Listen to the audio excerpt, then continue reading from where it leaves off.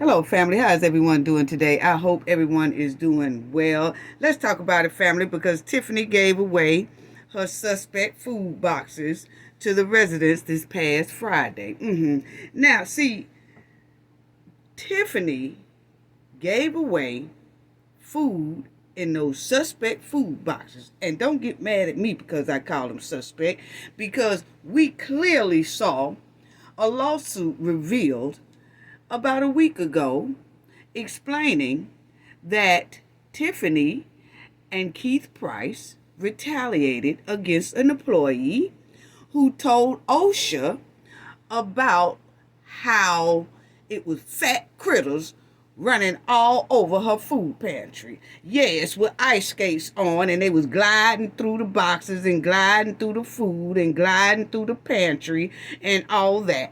And when the employee told on Tiffany about her nasty food pantry, they retaliated against a worker named Mr. Jones. Okay, so that's why I'm trying to figure out why Tiffany picked this week to give out more of those suspect food boxes. We giving away food boxes. Nah, we good. That's all right. We good, because we just saw a lawsuit that says clearly that you got fat critters running all over that food pantry. Let's talk about it, family. Y'all already know what we got to do for the ones in the back, But also, let's talk about, look at this. Look at this, family. This is the box. And then she had the nerve to put special event boxes, because you know that when they had the Thornton board meeting and they were saying that you're not supposed to be trying to promote your campaign through like pantry food. You're not supposed to do that. So she gonna put special event boxes, but her name was clearly still on the side of these boxes over there.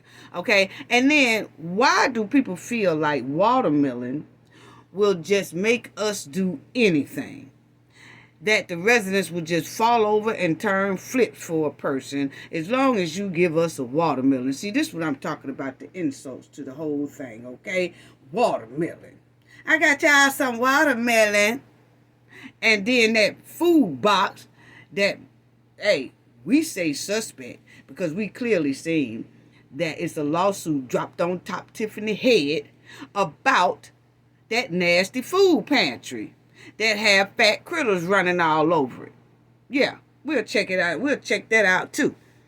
But anyway, that's what she was giving away. And look what she was giving away. And she was proud of it too, family. She was proud of this little box. She had watermelon, giving people the watermelon and giving people this. And as y'all will see, this frozen hamburger meat, again, that she gave away about a month ago. So what happens is she got stacks of boxes out there.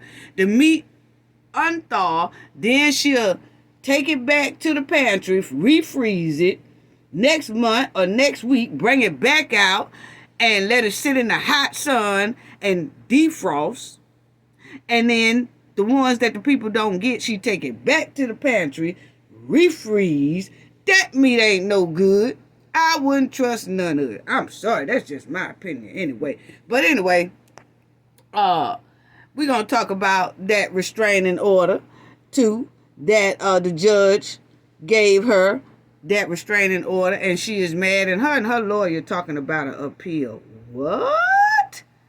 Appeal? I'm still trying to figure out why she won't appeal up on those receipts and give us some audit paperwork. See, she want to appeal something that's illegal, and she's knowing that what she did is illegal, but she still wants to appeal it.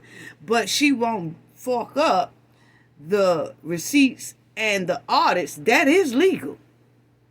I told y'all she's a confused hen. Yes, she is. But my thing is these old food boxes that critters are running all around that food pantry. Hey, that's what the lawsuit says, okay? The lawsuit says that the employee had to call OSHA because it was just so bad in Tiffany and Keith Price food pantry. And they done bought them old boxes over there to this event Friday and let out probably more critters out there in the park. Have kids playing out there just patting on their sandals and patting on their shoes and everything. Like, where these roaches come from? Tiffany boxes, most likely. Anyway, family, y'all already know what we got to do for the ones in the back. Yes, This video is under fair use. Copyright disclaimer under Section 107 of Copyright Acts in 1976. Allowance is made for fair use for purposes such as criticism, comment, news reporting, teaching, scholarship, and research. Fair use is a use permitted by copyright statute that might otherwise be infringing. Non-profit, educational, and personal use tips the balance in favor of fair use. Yes, fair use. All rights and credits go directly to its rightful owner. This video is purely for fair use, opinion, and entertainment. Enjoy.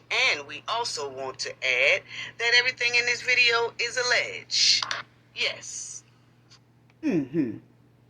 So, the judge temporarily blocks Tiffany Henyard's appointment, rules board approval required, meaning that she can't do any more appointments unless she go through the board first. And if she do, he says she gonna be held in contempt. Yes, and let's talk about that contempt part, because I really like that part, because I see something in there that can keep Michael up out of that meeting at Dalton. Why he like to stand up there and talk, Dusty Musty. Let's talk about it, Dusty Musty.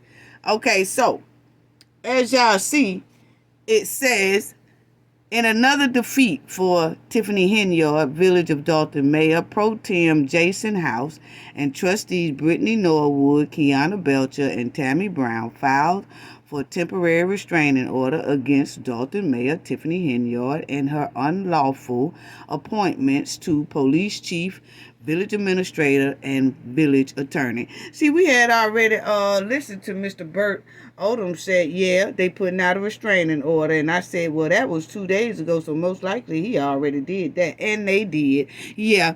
And then it says the court granted the temporary restraining order and voided those recent appointments. State those individuals do not work for the village of Dalton and restrained Henyard's third void appointees from attempting to work at the village. Yeah, so Michael, is no sense of you trying to work at no village. Neither did that female lawyer either. We not having it. Y'all go back where y'all came from, because I don't even see why Michael thought he was going to be no administrator anyway, because Keith Freeman is still the administrator. And the judge reappointed Keith Freeman as well to make sure that his position stands. So, Michael, we're going to need you to go get another job somewhere. It says right here, family, a Cook County judge issues that temporary restraining order blocking 3 of Tiffany's appointees. Okay, Judge Thaddeus Wilson ruled that Henyard lacked the legal authority to make these appointments without village board approval. The judge warned that Henyard could face contempt of court charges if the appointees continued to report to the village hall. So, the judge left that open, and if the judge said it in those exact words, stating that Tiffany could be faced with contempt of court charges if the appointees continue to report to the village hall. So continue to report to the village hall also could mean those meetings, because see, those meetings are business meetings. And Michael don't need to be trying to come in there saying nothing, because that could be considered bullying or intimidating the trustees and the residents, because he's no longer appointed like he thought he was. And then he come to those Dalton meetings and start running his mouth and talking mess. Wait a minute, homeboy. Because see, the judge said you don't even need to report to the village hall at all. Okay. And the village hall is where they hold their meetings at. But maybe they're going to do it in a bigger venue like they have been doing it and using the other spot for the meeting. But you don't need to be over there either because it clearly shows that you're not wanted. Yes, it says appointees continue to report to the village hall. So that's just saying you're not wanted, okay, Dusty Musty? So don't be trying to show up. Yeah, so that's still showing that he blocked it, okay? And, I like this part where the chief said that's where the 4 trustees had put in that temporary restraining order and argued that those appointments must be approved by the trustees, is what the judge said, under the law. See, Tiffany can't change her own laws, okay? The judge agreed, stating the mayor has to follow the law and can't make appointments from her house. Yeah, so see, that's what he's saying. You just can't be making appointments when you get ready at home and chilling and all that stuff. And so you will see that he said she will be held contempt of court if those appointees keep coming to the village, to the hall, okay? Now, Tiffany and her lawyer said that they will appeal, okay? Appeal what? That was illegal anyway, so you're going to appeal a decision that Tiffany did illegally? I'm telling you, boy, these people are confused for real. Because how do you appeal something you did illegally, but you won't hand over receipts and audits that is legal? Make that make sense. I'm trying to figure that out. Really. Her and her lawyer talking about an appeal, but won't reveal receipts and audits. See, that's what I'm talking about. Anyway, shout out to everybody. Y'all please hit that like button. Please hit that like button. Don't forget on your way in or before you go out. Please hit that like button and salute to everybody. Salute to the replay gang. Salute to the chat. Chat be on fire. Salute to the subscribers, old subscribers, new subscribers. I'm also going to call out everyone who donated to the channel in our last video. I'm going to call out those names right towards the end of this video. But just shout out to all of you, sending you all love. Thank you to the ones who leave comments in the comments section. It makes a difference. But please hit the like button. If you're not a subscriber, please subscribe to the channel as well, okay? And I'm also going to talk about Diddy's update, Quavo from the Migos update, and Eric Adams, touch on him, and I'm going to touch on Shanquilla as well. Okay, but yes, Tiffany, don't you be held in contempt, baby, because we watching. You're going to make Michael and them get you in some real deep trouble because you already in a bunch of quicksand. Okay, yes.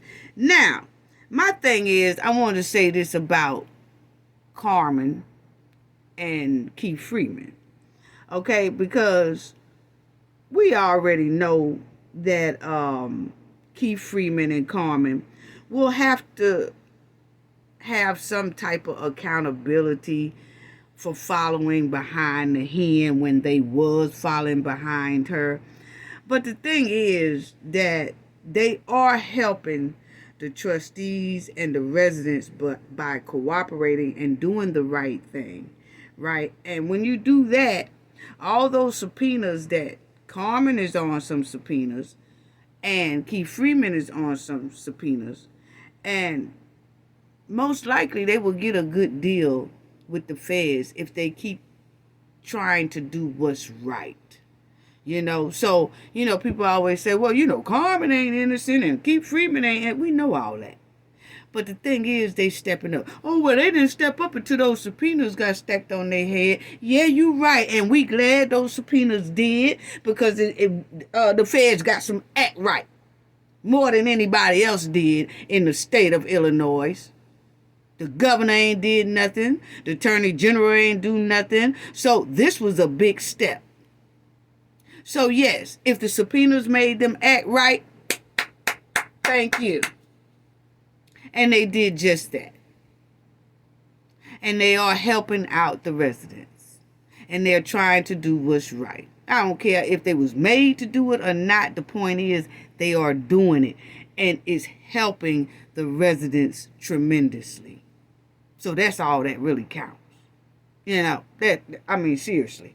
And yes, whatever they, discuss with the feds or whatever, what type of deal they get or no deal they get or whatever, the point is, they are doing what's right. So that's what I wanted to say about that right there. So they are helping clean up what the hen and them somewhat messed up.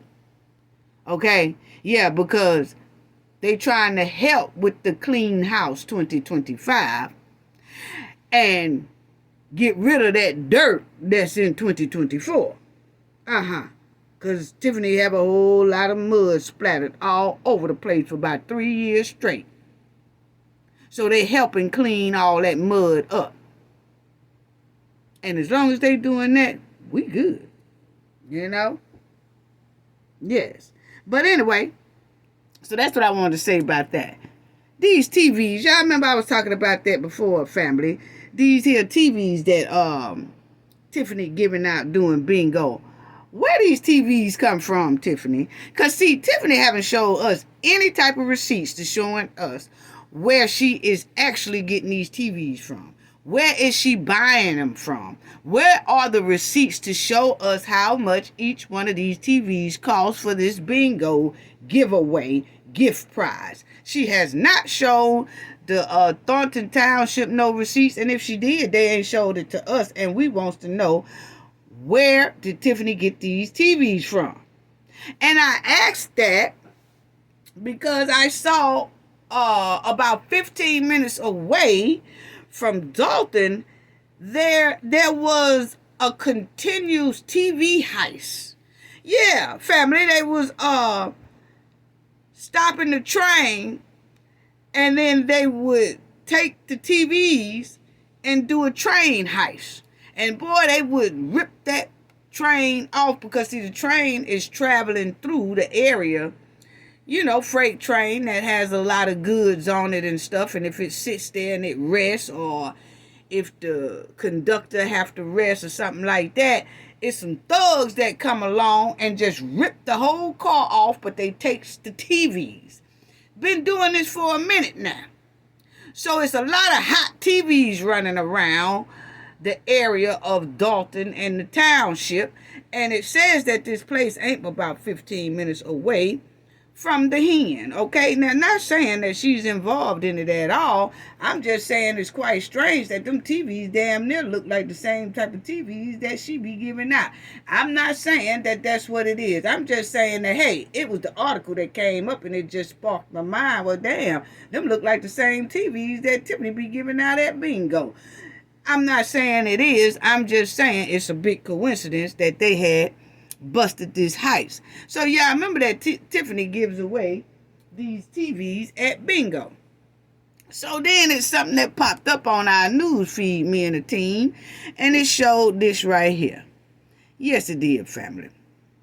It showed this right here, that Chicago police interrupted South Side train heist. Dozens of TVs left behind. I'm talking about they've been doing this for a minute, family. They've been stealing these people TVs, and then they've been selling them hot on the street. Yeah, they have. And I said, why did this pop up on my news feed? Because, mighty weird. But anyway, it came across. Now, they did this here heist couple of weeks ago. I wanted to show it to y'all, but they did this heist. And if y'all see that some of these TVs are TLC. Tiffany had a TLC up there on that floor down there. I'm gonna show it to y'all in a minute. But the thing is that this one here that they busted, it's been happening for a minute now. But they finally set up shop, the police, and I guess detectives and stuff. The train company had been complaining about that their trains are getting robbed. you know, and these people just keep taking the stacks and stacks of TVs. How they robbing them, I don't know, but you know, they made a report on it, so they staked out. And they watched them, and boy, did they not catch them. Look at how 5-0 is taking 40 TVs recovered after train heist. Oh, yes, family. So when you, and they said they've been doing it every time that train come through there for a long time now. It's some people in the area on South Side, and when I looked at the distance of South Side from Dalton, it says no more than about 15 minutes. I ain't saying that that's where the TVs come from. I'm just saying we ain't seen no receipts on them TVs. Where did those TVs come from? And, you know, they probably did come from the local electronic store. I'm not saying that. What I'm saying is don't nobody know where the TVs are coming from. And then you see on the news that it's a whole lot of TVs that been getting heist and snatched, and they selling them on the street for cheap. That's all I'm saying. Yeah, I ain't accusing nobody. I'm just giving y'all the news, okay? Don't get mad at me because it came up on my news feed. There is a whole lot of shiesty going on with TVs down there in that area. And bingo giving away TVs too. Where the receipts at? Where the receipts at? We need to see some receipts now. I really do. I want to see some receipts real bad. Because have y'all noticed that when Robert read out that list, Tiffany want to pay for everything. Check it out now, family. Tiffany want to pay for everything, even cake. Robert said cake, $200, cake, $4, cake, $40, cake, $2, cake. Tiffany want the township to even pay for cake. But what I haven't heard on that list is TV, $450. TV, $430. TV, $230. TV, I have not heard a TV on Robert's list. Why is that? Everything else that she had for bingo is on that damn list.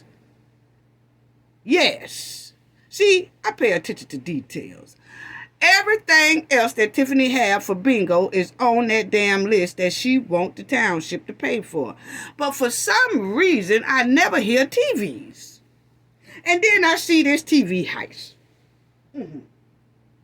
So somebody need to just tell me something. I ain't accusing nobody. I'm just saying, hey, somebody need to straighten it out and just, fuck up the receipt. If you don't fuck up no receipts to nothing else, we want some receipts for the TVs. We wants to see. I ain't heard Robert yet. He done read out 40 minutes worth of bills that Tiffany want the township to pay for. I have not heard a TV yet. I done heard cake. I done heard cookies. We done heard Amazon. We done heard all that. We done heard everything but TV. Why is that, Tiffany? Yeah. But anyway, family. This is Chicago police. They intercepted that. Now, they arrested four people.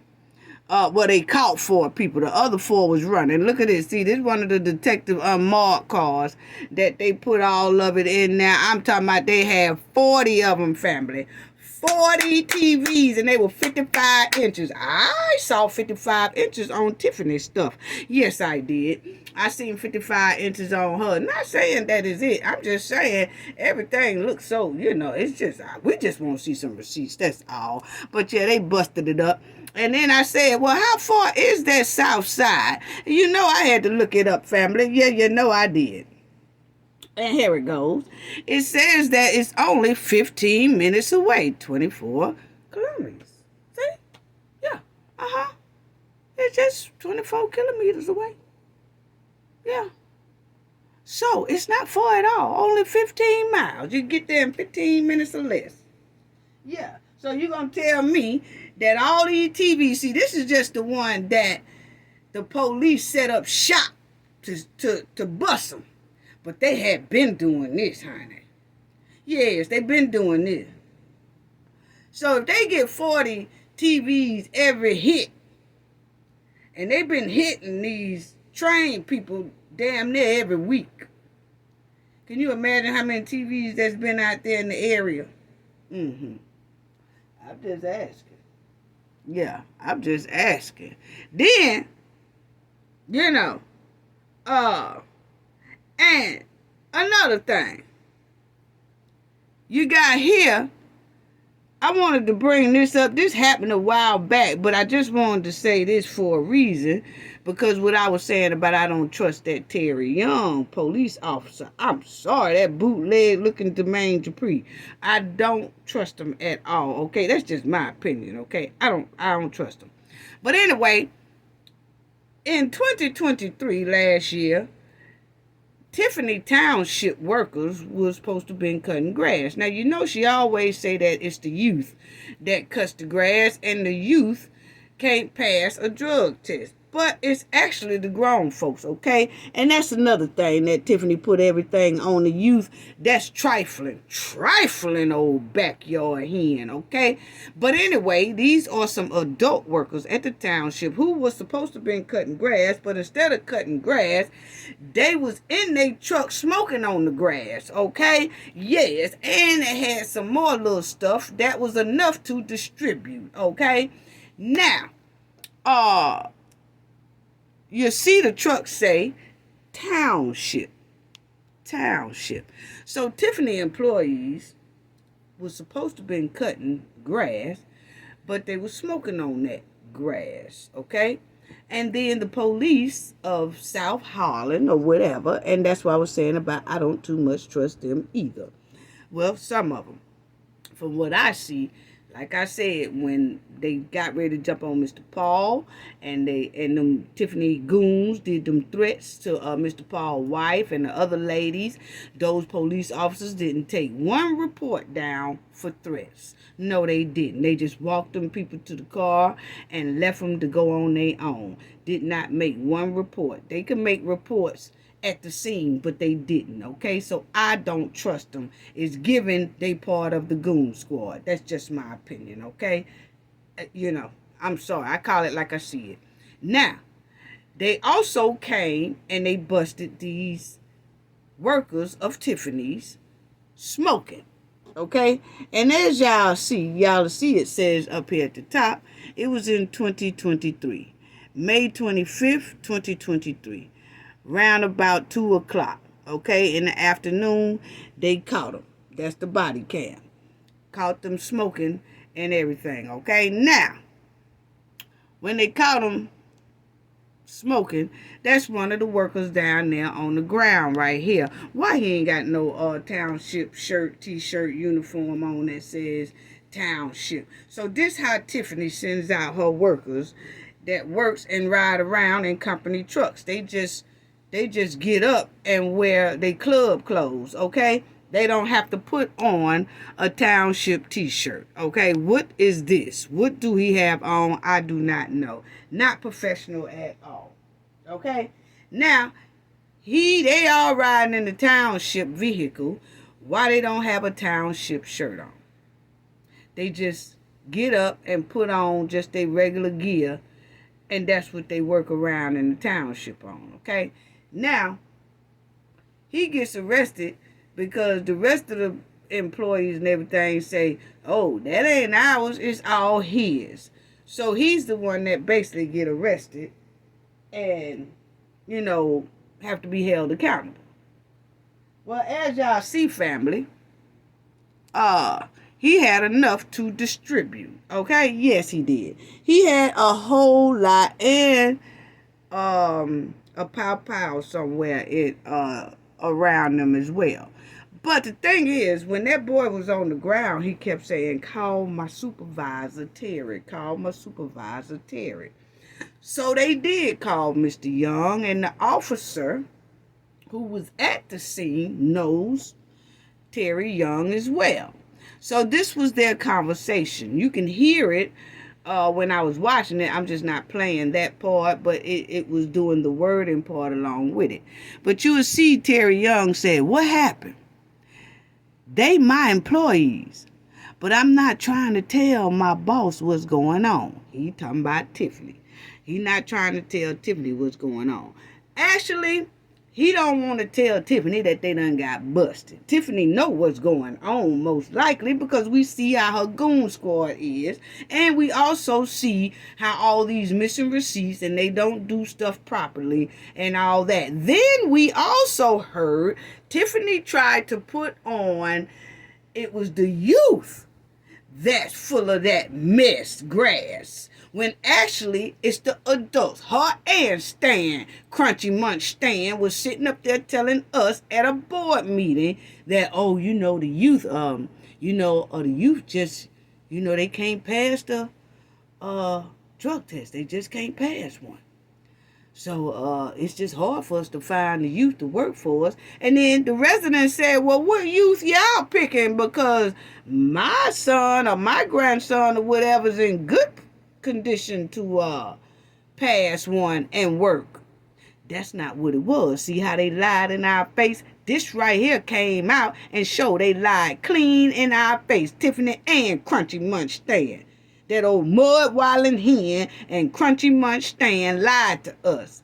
That it wasn't the kids or the youth who can't pass a D test.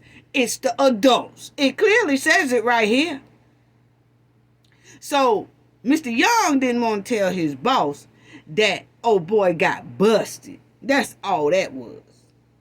Because, see, they ain't supposed to get caught up. Because, see, when they get caught up, they got to act like they don't know really nothing about it. That's what it's giving. Anyway, he said he don't want to tell his old mud wildin' boss, okay? Then he said, you said they found a magazine in the trunk? Then Young said, one of our township cars, talking about that truck, okay, because they was in that truck. So the officer whose name is Muhammad, he said, yeah, someone tossed an extended magazine and they had a smoke. So we pulled up on them. They were working and smoking. One of them put the magazine in the truck. And the other one got a gang of weed on it. Okay, grass on it. Okay? So the Muhammad also says, can y'all see that? Yeah, so the Muhammad also says, this is simple. We're going to try to, then he caught himself because he know that cam is on and listening and recording. So he cuts himself off and he say, try to get them in and out, man. Try to get them in and out of jail real quick, but he ain't gonna tow the vehicle. He didn't tow the vehicle, which he should have towed the vehicle, because it could have been a lot more evidence inside of that vehicle, but they didn't. So see, that's what I'm saying about South Holland or the Township police or whatever, is that I really don't trust them. I really don't. But it clearly says it right here that he was trying. He's like, oh man, I'm gonna try to get him in and out. I'm gonna try to get him in and out. Get them in and out. They are smoking on that grass and messing with blades on the job, lawnmower, and then they high. And then they got enough to run around the city in a township vehicle and distribute. And you gonna say you gonna try to get them in and out? See, that's what I'm saying. This whole thing smells like stink. Pure, it stinks to high sky. So that's why I say I don't trust the Terry and I don't trust the South Harlan police, because besides, they never have came and gave us an update on Miss Dukes and Andrew Holmes situation that happened down there in Vegas, because they clearly say that they took the report, but they ain't never came back and said nothing about that situation. And then they didn't ask the ladies at the Township when the goons tried to jump on Mr. Paul and they threatened Mr. Paul and the ladies. They never did ask the ladies, hey, do y'all want to fill out a report? They never did say that. They let Tiffany and her goons run all over that township and bullying Carmen and bullying Gonzalez and bullying Jerry Jones and bullying everybody all over the township. They'll come to the scene, but you can see right here some bad apples in there. Yeah, so that's why I say everything needs to be cleaned out. Yes, it do. Now, this officer basically helped Terry cover up this incident regarding the workers who was high on the job and had enough to distribute. Didn't even tow the city vehicle like he should have done because it could have been more evidence of other foul play things going on inside of that truck. Because all of them workers looked as suspect to me. But they only took that one down. Because the other ones were saying, oh, no, that ain't us, that's him. But it clearly says he's saying they were working and smoking. Not just one, but they only took one. Wow.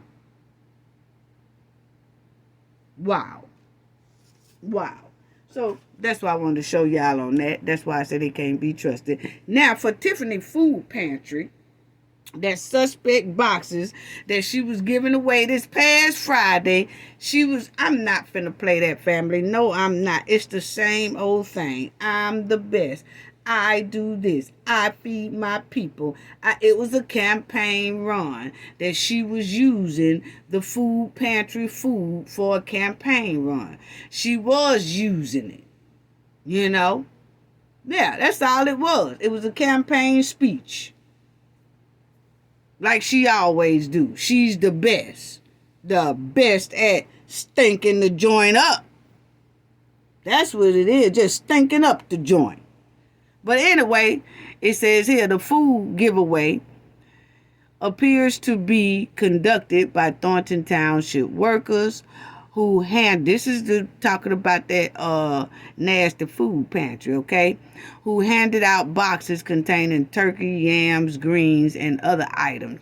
Y'all remember the last time when Tiffany did the giveaway, she had the turkey and the yams and the greens and all that. And there was some people complaining about it to the depository people and was saying, hey, she's using these food for a campaign run.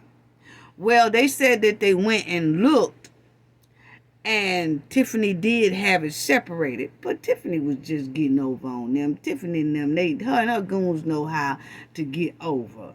They have to set up surveillance on Tiffany so they can see what's really going on, okay? But anyway, it says that the Greater Chicago Food Depository has previously warned the township not to use the food it provides during campaign or political events. Pantry manager Keith Price said the food boxes came from township surpluses. What surpluses? See, this is what I'm talking about. They lie quick. What surpluses? They have not showed us anything on paper that says that township is in a surplus. Tiffany said about 2 months ago, we in a $6 million surplus. We in a $6 million surplus. Then she said here a couple of weeks ago, we in a $4 million surplus. We in a $4. Okay, so within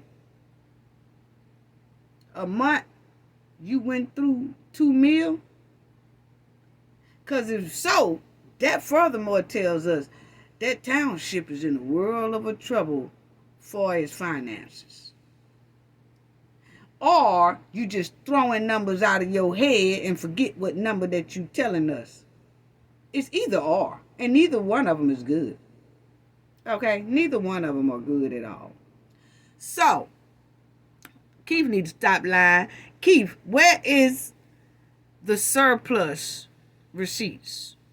We need to see the whole audit. Because, hey, y'all clearly ain't did no audit in about 2 years. That's what the audit people say. That's what the state say. The state say y'all have not sent in audits for Dalton or Township that I knows of in about 2 years. So where's the surplus at? You're hiding something. Because if everything was all good, you would have all your paperwork all good, have it turned in to the state and to the federal and to the subpoenas that the FBI is asking for. They asking for all this. And y'all ain't sent it yet. Y'all just running y'all mouth talking about we in a surplus, but y'all ain't forking up nothing to the alphabet boys or to the state or to the IRS, to nobody. Y'all ain't in no surplus. Hey, we can only say what is given. That's what is given. Okay? Now it says, our team, these are the people talking from the depository who checks the Chicago food depository. Okay? They said, our team did not see mixing of food depository products with event products, said Jim Conwell of the Greater Chicago Food Depository. So what I'm saying is, Tiffany and them really playing these people, okay? My opinion. Because Tiffany and them know how. She knew that they probably most likely would be coming. They separate them. And then when it comes time for her events, she'll take a little bit from the pantry, a little bit from the food depository. She'll take some food from a little bit of what. That's what is given, okay? Because she does nothing right. She does everything sneaky. And then they will put some food depository on one side of the property of the building and her event food on the other side of the building. So when the people come in, it's separated. But then when it comes time for events, you notice that she do her events on late Friday or Saturday or Sunday when those people are closed. Check it out. Think about it. Or if it's on a Monday, Tuesday, or Wednesday, it's a holiday. See, Tiffany is not slick. See, if those people go in there, bust up in there while Tiffany is already at her event, and then they go into that food pantry place or whatever, they will see them food all mixed up. See, they most likely fix that food up during the business hours that they know that the Chicago Food Depository people are open. Just in case they come in. See, Tiffany, you're not slick. That's what it's given. Yeah, it is. That's what it's given. But anyway, so Jared Jones' son is named after him, which is like, that's what it's given. It's called Jared Jones, okay? And he alleged that Keith Price threatened him. That's Jerry Jones. That's why Jerry Jones wasn't at that last Thornton Township meeting. Because remember, that lawsuit came up about paying it. And they was going to go into default if they don't answer that lawsuit. Okay? That's Jerry Jones' son. And what Jerry Jones' son said is Keith Price threatened him. And Jones reported mice infested. He said he reported that pantry that Keith Price run and Tiffany have him running is rat infested. And so he said he told Tiffany and Keith Price, hey, this place, I don't like working in this place. It's just infested in roaches and rats and mice and all that stuff. And they didn't do anything really about it. So he called OSHA. Okay? And when he called OSHA in the township to the food pantry, and OSHA came in and they looked, and then Keith Price got mad. And the hen got mad. And they retaliated against Gerald Jones, Mr. Jones' son. They retaliated against him, started treating him real bad. He said that Keith was like yelling at him and threatening him every day and all that. And he said he just couldn't take it no more, so he had to quit. But when he did that, he put in a lawsuit of retaliation just because he alerted OSHA about how nasty Keith Price food pantry is and the hen food pantry. And that's the same food stuff that they love to try to give out to the people. And the people come to the food pantry for food, but they ain't telling the people that mice and roaches are all over the joint. In roller skates, gliding all through the flour and the hamburger meat and everything else. So, yeah, they ain't tell that family. Nah, they ain't tell that part. So, my thing is, I wanted to say this about Tiffany and her goons and all of them, is that, these are all bullies. Every last one of them. They done basically took over that little town, took over the township and Dalton. All these were on the screen. Yeah. And I got Terry up here with Lacey, because that's how I feel about him as well. The Goon Squad. The Goon Squad. They all needs to go. And they've been treating the residents like dogs. And the one that I did miss is the supervisor up there. Y'all know the one that had a cowboy hat on. I keep forgetting his name. But I also want to say this about the Goon Squad and Mr. Paul when he said this little speech. I just want to bring this up right quick.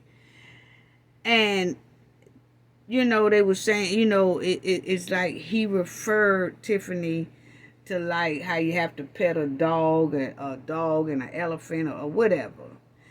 And it was like that was a prejudice speech because he called her a dog or something like that. But see, let me say this. When people like Tiffany and her goons, stay with me now. When people like Tiffany and her goons, they treat the residents and the elderly people like dogs for about 3 years now. That person shouldn't get offended when somebody called him a dog.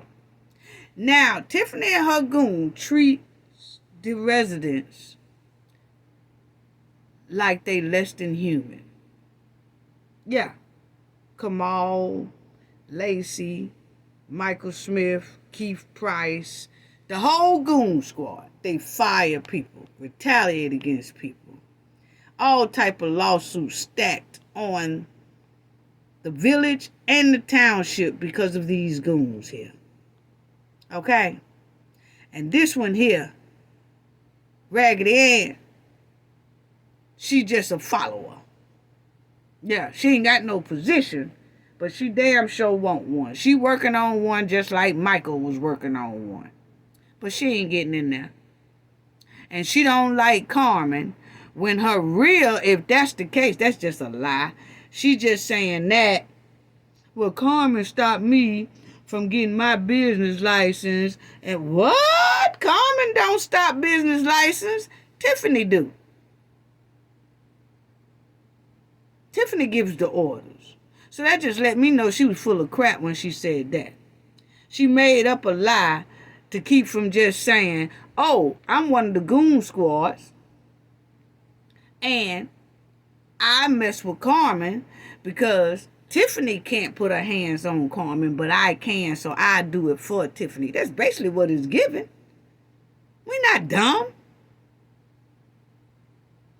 We're not dumb at all. Anyway, but my thing is, all these people on this screen are low down and they treat the residents like less than human. Okay? They done took the residents' money. They done stopped business owners' livelihood by not giving them their business license or renewing their business license. They've been bullying the residents. They've been intimidating the residents for over 3 years and treating them like dogs. So when someone called, the Goon been treating thousands and thousands of people like dogs for almost 3 years. So when someone called one of them a dog, why they get mad? Make it make sense. Tiffany And her goons been treating the residents like dogs for 3 years. Giving them unnecessary tickets, stopping them unnecessary. Y'all know the story. Treating these people like dogs.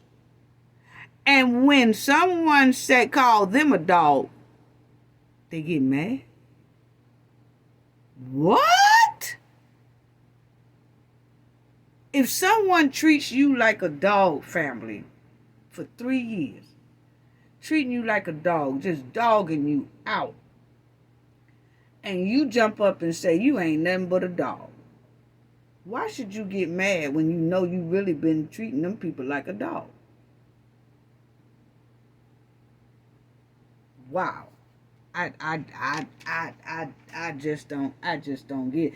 It's different if you treating somebody real sweet and kind and generous, and you're not messing with nobody, and then they basically call you a dog.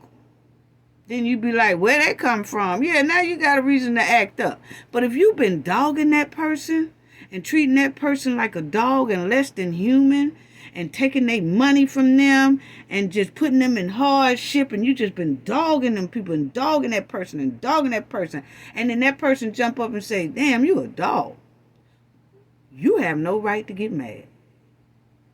Point blank, period. No, you don't. Now, let's talk about this man right here, Eric Adams. Eric was the root of a lot of corruption going on in New York City. That's my opinion, okay? I seen it. I was born and raised in New York. I could tell the difference. 50 years of me being a part of New York, I seen the decline rapidly within 2 years. I didn't even go home this past year to New York. It has declined so badly. And I go every year because my mother's buried there. Because that's where I'm from. I didn't even go last year. Because the year before that, when I went, I was disgusted with New York. I've never seen such of a drastic drop and drastic decline in my life. I have seen what New York looked like for 50 years. And the past 2 years has been terrible.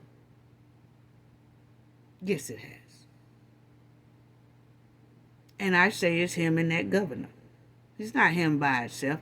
I say the governor, in my opinion, as well. But one thing I do know is this mayor right here, he was hanging around with some suspect people, and I kept saying that's probably why New York looks like it's going down the drain.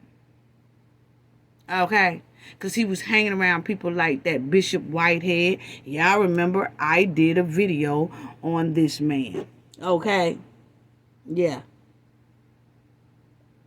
I did a video, and y'all, if y'all didn't see it, y'all could go back, and it's Bishop Whitehead. I did a video on him. He's a fraud. He's a con artist. All that good stuff. He was conning the people in his church, taking their money, taking their investment money. And then he in Gucci's, and he in a nice house, and he was taking their money, saying he gonna help them invest it and help them do that. Man, he just ate up them people in his church. And it was majority women in that church in New York. But when I heard him say his homeboy Eric Adams, hold up, yo what? Yo what? Is Eric Adams hanging with this man? If Eric is hanging with this man, no wonder New York is looking sloppy. You can feel it in the air when I go home. Yeah, you can. And this bling bling bishop, what they call him, I did a good video on him. Yes, I did, family. But anyway, you'll see the flashy Brooklyn Bishop Lamar Whitehead sentenced to 9 years for fraud. Okay? Yeah. He's sentenced 9 years in prison. after a federal jury found him guilty of multiple counts of fraud. He was unbelievable, riding around in Rolls Royces and all that. And the church he was in was broke down, raggedy. It looked like the door couldn't even close good. And then he had the nerve to say that somebody tried to rob him and took his jewelry and all. I mean, it was a mess. But he got sentenced in June. But he used to always holler about his homeboy, Eric Adams, as y'all see. And he said Adams is his mentor. Now, you know, Adams is my mentor. Well, if Adams is your mentor, you mean to tell me, did he teach you how to do fraud? Then it comes out that Adams is indicted for fraud and bribery. So, see, the bling bling bishop had already told on him. Yeah. And I mentioned that in that video, family. That video I did has to have been almost a year old. Because I was cutting up then about New York City. How it's being ran. But you'll see right here, Lamar Whitehead, congratulations to my mentor. He's talking about Eric. They did some type of celebration or something, family, and then Eric was there. And he had to let everybody know that Eric was his mentor. Eric is my homeboy. Eric. And he's a clean crook. And the bling bling Bishop Whitehead, he been a crook for years.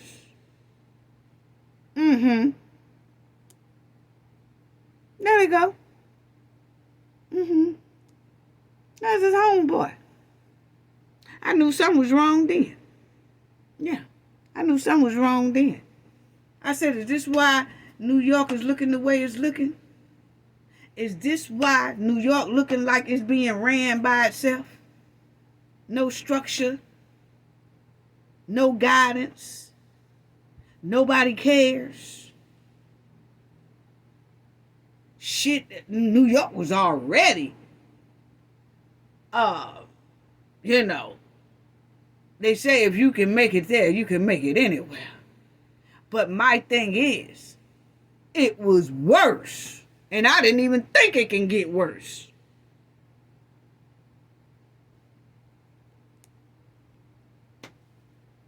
There you go.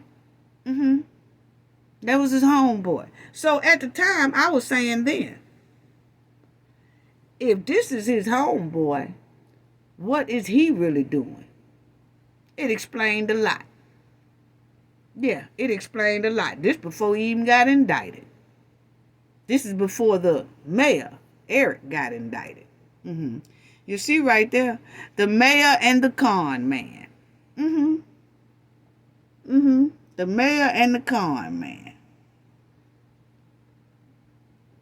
I'm like, what? Yeah. So people was talking about this a while back. Then, last year, September, I think it was last year, September. I know it was last year. He gave Diddy the key to the city. Diddy was another one that we all knew in New York City was not right. We knew that Diddy was basically violating labor laws by working his artists, but wasn't paying his artists, some of them. His artists was on hard times, but they was making platinum records. So we knew then something wasn't right with Diddy. How do you give the key to the city to somebody who is violating labor laws? I don't give a damn what the contracts say. Even if a contract is set up that you work for me and I don't have to pay you. Okay, it's in the contract, right? And The person signed the contract, so he really don't have to pay that person. But the thing is it right?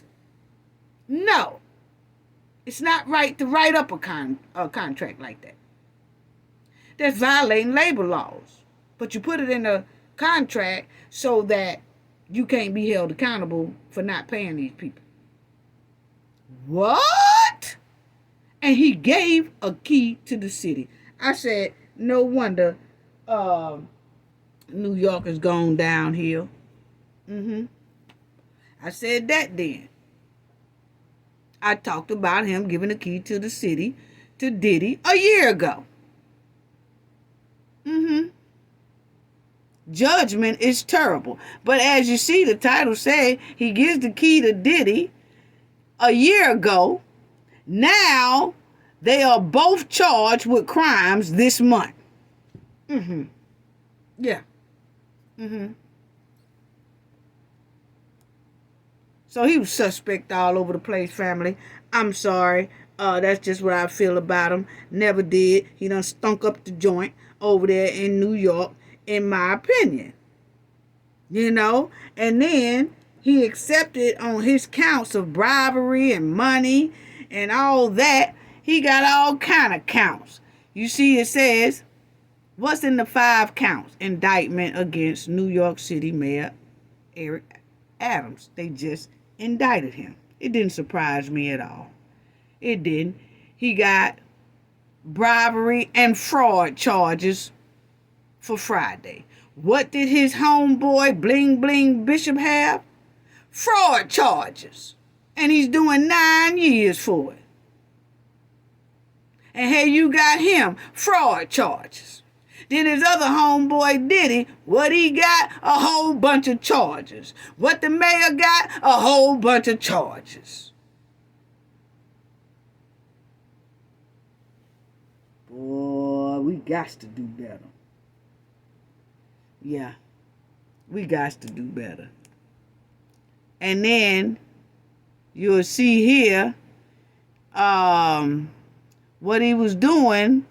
It alleges he secretly solicited and accept freebies and illegal campaign donations from wealthy foreigners, including Turkish officials, as far back as 2014.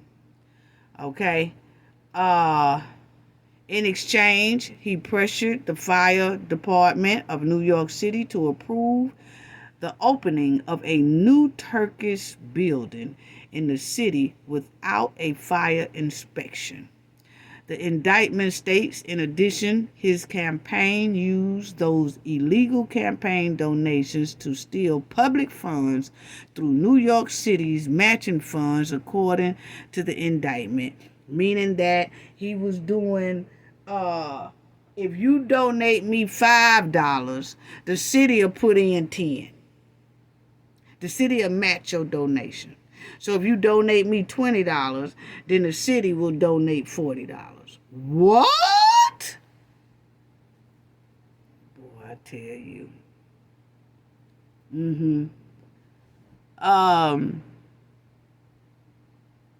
So we did that. He was doing this to foreign nationals, okay? So he was cutting side deals with foreign nationals. That's what they saying, allegedly, okay? And the indictment was unsealed. And it says Thursday morning, after a search of the mayor's residence, the Grace Mansion, followed an investigation that started in 2021. Prosecutors said the scheme began when he was a top elected official in Brooklyn and continued after he became mayor. So see, he wasn't stuck in New York City. He really wasn't, and it showed. I didn't even go home last year, and that's sad to say. It was just disgusting to see Adams let New York City go to the gutter slums. I'm sorry. Like I said, I go home every year because my mom's buried there, and New York, it looked like slum gutter land. Okay? Even Times Square, that's normally beautiful, family. It looked it tired. It looked it tired. It looked it wore down. It looked it unattended to. It looked it ran down. It was disappointing and hurtful to see, and I was mad as hell. I said then, what is this mayor doing? Like, what the fuck is he doing? I'm sorry, family, for that word, but I'm telling you, it was disgusting. And I didn't go back this year at all. I said somebody else will have to take over that city. My family tells me what's going on. And not only, I'm on the Gulf Coast now, but I have a lot of family still in New York City. And they say they want to move out. There's a lot of people moving out of New York. It's terrible. It's terrible. Times Square, when you go there, it didn't even have that ecstatic look, that amazing look. It looked drained and tired. And then the nice hotels in Manhattan that I normally go to, they were saying I couldn't get in some of them because they got it full of people that was bust there. What? It's terrible. It's terrible. The nice hotels are used for housing. The public schools, their gym, the kids can't even use their gym because they're using their gym for housing. What? Terrible. This man done stunk up the joint. Yeah. And then he cutting side deals with foreigners. And with the Turkish is what they're saying. And it says that it was unsealed and he provided banquet and strange, amusing, and troubling, all kind of stuff to the Turkish, okay? And the FBI been on his butt. And I wanted to show y'all this. And it shows that it says Mayor Eric Adams has been the most unpopular mayor with some of the lowest polling numbers for a New York City mayor ever recorded. Yeah, that's true. So this week, when he became the first mayor in the city's modern history to be indicted, people across the country and political spectrum came together to both celebrate and make jokes. I'm telling you, that's just how bad people don't like that. You could see it. It's terrible. It's terrible. It's really terrible. It's really terrible. And matter of fact, I had said if somebody don't run New York City, I said this about a year ago, last time I left there. On my way back to the Gulf Coast, that's all I talked about. I said if somebody don't get a hold to New York City and bring that place back to what it used to be, it's no longer really going to be an extravagant place. Yeah, it's not. It's not. But anyway, the judge told him to report to court Friday. He did this past Friday. And he has to go back next Friday, October the 4th. Okay? Yes. And this is what he did. He gave the Turkish, let the Turkish get a building. The Turkish government building at the center of the charges against Adams. Called for an inspection for a structure on Thursday. Because remind you, he took bribes and all that stuff from Turkish. He was traveling back and forth to Turkey. What's in Turkey, I do not know. This man made a hell of a lot of trips to Turkey, to a whole nother country. Don't know, allegedly making all some deals and taking some bribes, and then he let them open up this building, and the fire department of New York was saying that building is not structured, it's not in proper standards for it to be used. He bypassed them, went over their head, let the Turkish have the building anyway, and it's 30 stories, I think. And so if a building is not inspected and brought up to code, anything can happen. He ain't care. He let them have the building anyway and move up in there and all that. Allegedly, that's what the FBI say. Uh-huh. And you see the FDNY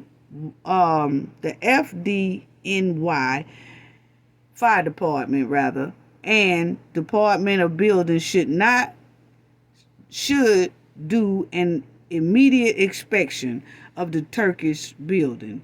So now they want to do immediate inspection because it's 36 stories tall, and a lot of people's lives may be at risk because that building never checked out as being a safe building.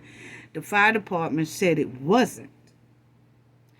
But Mayor Adams was like, later for y'all, I'm going to let them get on in this building and take this building and all that. So he was basically like giving the Turkish buildings and things.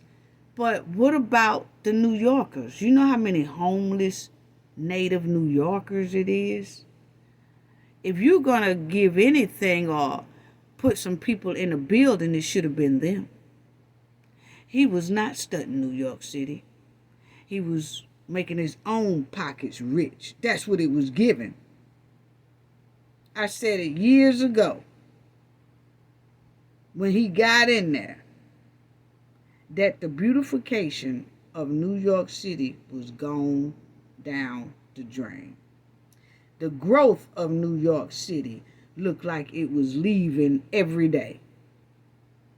But he only cared about growing his own pockets. That's the way it looks now that we're looking at it from the looks of his indictment. I was right. I said that man didn't care nothing about. I said this man here is not running this city. This city went to slumps in 2 years.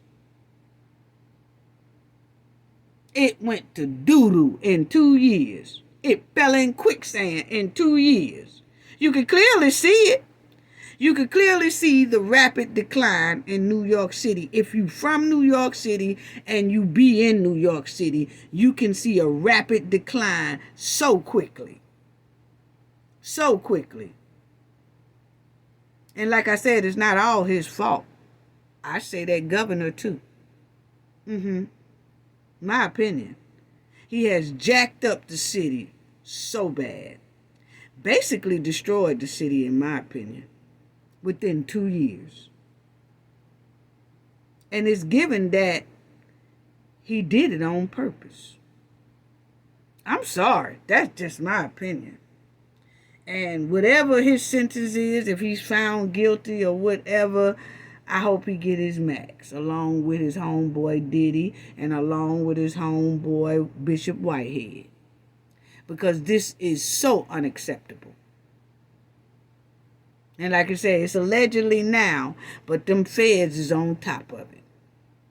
And from the looks of New York City, the feds are almost probably on point. We'll see. And then they got here, Sharpton declines to defend Adams and asks black leaders to meet. Why? They all knew it too. I'm trying to figure out, they say that they declined to defend Adams. Yeah, because most likely they feel like it was a lot of stank too.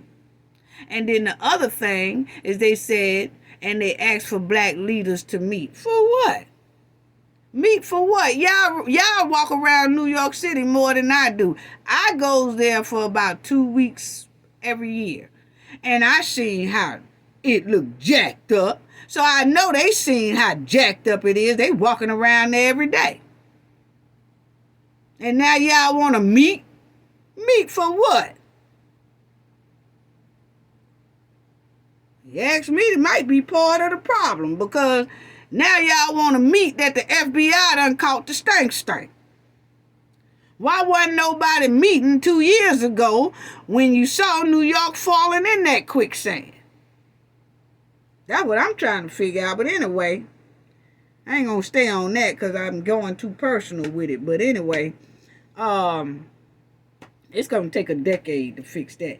2 years of him being there, it's gonna take a decade to bring that New York City back to where it was. And it was already, I mean, I ain't saying it was all that, but it damn sure was better than it is now. He giving away free debit cards to people who being bussed in. He ain't giving no free debit cards to the native of New Yorkers to live off of. He was thinking about everything. Now, if you look at it, everything was all about him. Damn near another Tiffany Henyard. That's what it's giving. That's what it's giving. I said that a long time ago. He giving shit away to everybody except for native New Yorkers. He done gave away a building to the Turkish. And then he running back and forth to Turkey.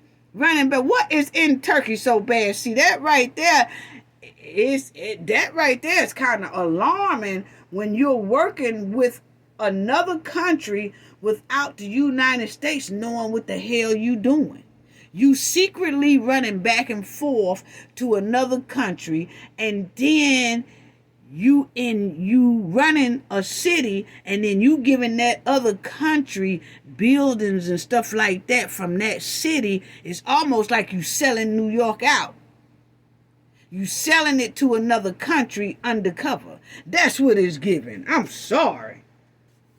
That's what it's giving. Anyway, it was something else I wanted y'all to see.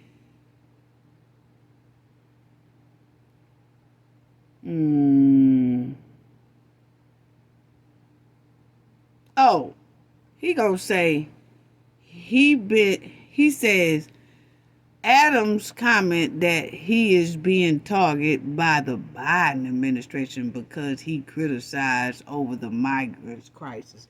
No. You stunk up the joint 2 years ago before everybody started being bussed over to New York. I seen a big difference. It was way before they was bust up in there and everything. You was stinking up the joint. Don't try to put that on them. You're gonna come up with that now. But anyway, Biden administration said that they only know he talking about. It's the Fed. The Fed's been watching him. You seen clearly it said they've been watching him since 2014, okay?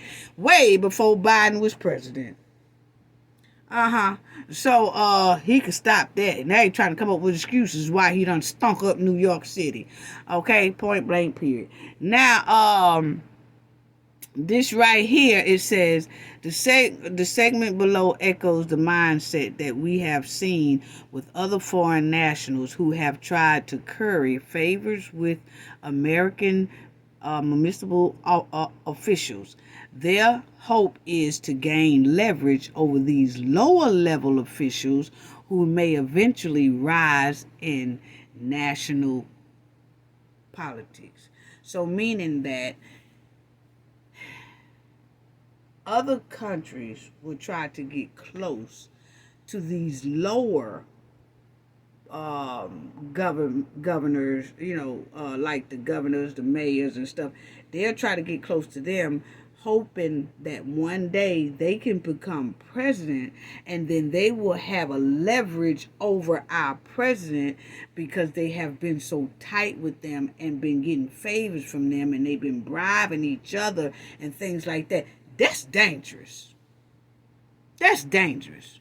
When you have countries targeting like the mayors, the governors, and things like that, and get on their good side, and then that governor or that mayor start flying back and forth to their country, and he was flying back and forth to Turkey up under another name. Why he wasn't using his name? Because he didn't want the FBI to see. It would have caused alarm to see that a mayor is running back and forth to Turkey like that. Why is this mayor?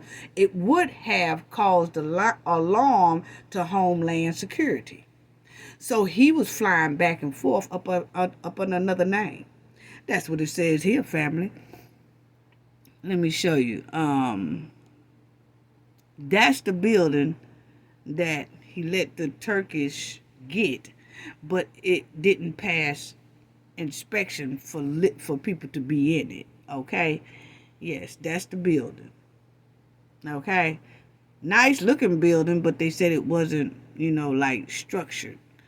And then they said that at the center of the charge facing Mayor Eric Adams in New York, that he gave the Turkish the big 35-story building across the street from the United Nations headquarters that the Turkish opened. So not only did they have that building that I just showed y'all, he let them have another building across the street from that building, which was a nice building as well. And anyway, the president of Turkey, the minister of Turkey, he even came and stayed in the building and seen how beautiful their new building is in New York City and all this stuff right here. But I wanted to show y'all this right here, because here it goes. For one trip Adam staffer booked for Turkey, a reservation made on the day of the Democratic primary, the staffer asked the airline manager where Adams would stay while he's there. While he's in Turkey, his staffer was making his reservations and asking the airline person where would he stay at. When the airline manager mentioned the Four Seasons and the staffer said it was too expensive, the airline manager responded, "Why does he care? He is not going to pay." Because she's saying that he's not going to pay for where he stay. The taxpayers are, okay? And they also said his name will not be on anything either. Then Adam Stafford's response, "Super." So he was taking trips up under another name so he wouldn't be detected. That's dangerous because it shows ops to me. My opinion. In exchange, Adam took corrupt officials' actions. This is the district attorney. He is the same man who was talking about Diddy's case, who explained Diddy charges. This is him explaining Eric Adams charges. Okay?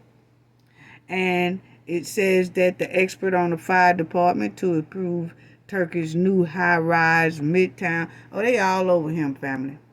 They all over him. But anyway, that's him. It's just it's suspect. It's suspect. Now they say Diddy and now he ain't eating, family.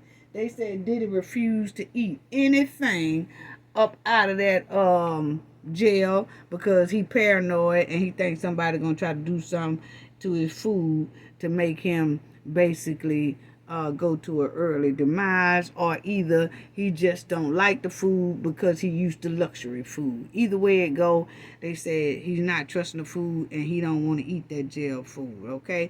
Either he's scared someone gonna put something in his food or his drink, or either he just used to his luxury eating, okay? So, let me tell y'all this. Y'all remember when they said about the 1,000 bottles of baby oil? Well, allegedly, they are saying the feds didn't take $1,000 worth of baby oil, that it might have been allegedly the GHB. It's a clear liquid. It looks just like baby oil. It's slippery just like baby oil. It looks identical to baby oil. Allegedly, they saying that was what was in the baby oil bottles, not the baby oil. That's why, allegedly, they say that the FBI got those. Because they're saying if it was regular baby oil, even if he had 2,000, they said, if it was regular baby oil, the feds would have left it there. But for some reason, the feds took it. And allegedly, they saying the word out on the streets. I know I have family in New York too, and allegedly, the word on the streets is that wasn't really baby oil, it was the GHB. Okay? And that's a clear liquid that looks just like baby oil. It's just like how people would take vodka, pour the vodka out and put water in it, and people think that it's vodka, but it's not. Until you taste it, you'll know that it's water. But if it's just sitting up there on the shelf, you would think it's vodka. That's how it is with the GHB and the baby oil. Said they was using the baby oil, allegedly now. Said they was using the baby oil bottle, but it was that in it. Okay? And it's known for, and designer, y'all know what right there. It's a lot of these words I'm not going to be able to say, family. Y'all just going to have to read it and bear with me as I go through it, okay? But this is what it is. It's a party, you know what? It's a party thing that produce feelings of that, confidence, relaxation, sociability, okay? Side effects of it can include drowsiness, and then bring up some stuff, mood swings, all that, okay? And more serious symptoms of unconsciousness, respiratory collapse, leading to that right there, or extreme cause death, okay? So you remember, I don't know if y'all know, but it's a lot of times Diddy has gotten on his social media and he'll talk about they got IVs to kind of get them back right, because they done partied all night and they tired and they drained. Well, most of the time that's used for giving a person some vitamins inside of their body, because all of this has kind of drained them to a point of all of this right here. Okay? And they said it's also known as a liquid ecstasy. Okay? Family. Okay? And so they say that once you put it on your body like baby oil, that it does make your body very relaxed, sometimes numb, kind of push you in the woo state and all that. And then if somebody put something in your drink, it sure enough knocks you out. Okay? So this here liquid type oil that it feels and looking and everything like baby oil, and they say it's the thing that people be using out here too. But they said it'll do something to you, man. Once you put that all over somebody's body or whatever, it will have them numb out of it. You see right here, unconscious, all that stuff. So, So, But anyway, why arrested singer Diddy Sean Combs is not eating? Why he's not eating? They say right here the reason is not really unclear, but he's 54 years old. It could be paranoid and scared of someone, you know what, in his food or his drink, because he is on a hunger strike, or it's just bad food. Maybe he just don't like the food. You know what I'm saying? But either or, they said he could be paranoid, the reason why he's not eating, or he just ain't digging that food. Okay, and then it says there are people out there that he has things on that do have a substantial amount of money. Imagine if someone paid someone off on the inside to actually, do something to him or whatever, and then it'll all of a sudden give him a heart attack and he passes away, and no one would really think anything of it. Okay? And so that may be one of the reasons he's not eating, Levine told News Nation. Okay, but my thing is that when they say, somebody might put something in there and then all of a sudden he have that, heart attack and then he passes. Allegedly, that's what happened to a lot of people around Diddy. And it's speculations that that's what he was doing to people. So don't know, that's allegedly, but sometimes when people have a habit of doing bad things to other people, when they are now in a compromising position themselves or an uncomfortable position themselves, they become paranoid and suspicious of the very same thing they did to other people. Somebody might do it to them. Could be. You just never know. Because there's a lot of people around Diddy that all of a sudden left of that right there. Okay. So, they say that Combs is being held in the Metropolitan Detention Center in Brooklyn, the only federal jail in New York City. It has been often described as hell on earth. Yes, it has. Yes, it has. And it is. It is. It really is. So, but I think he's isolated or something by himself. But R. Kelly is in there as well. Fetty Wap is in there as well. And that Maxine chick is there. The one that was Epstein's girl or whatever, but she's in there as well. But as you see, Shine used to hang with Diddy, and they was back in the club one time, and then it was a pow went down and a lady got hit. The lady said she survived, but the lady said Sean Diddy Combs pulled that pow, not Sean, okay? But Shine took the rap for Diddy, okay? But she said she saw Diddy with her own eyes before it happened. He was the power, okay? But Shine took the rap, okay? And then here recently they caught up with Shine. Shine is in Brazil now, and he did his time. And when he got out, he went straight to Brazil. He didn't even stay here in the United States, okay?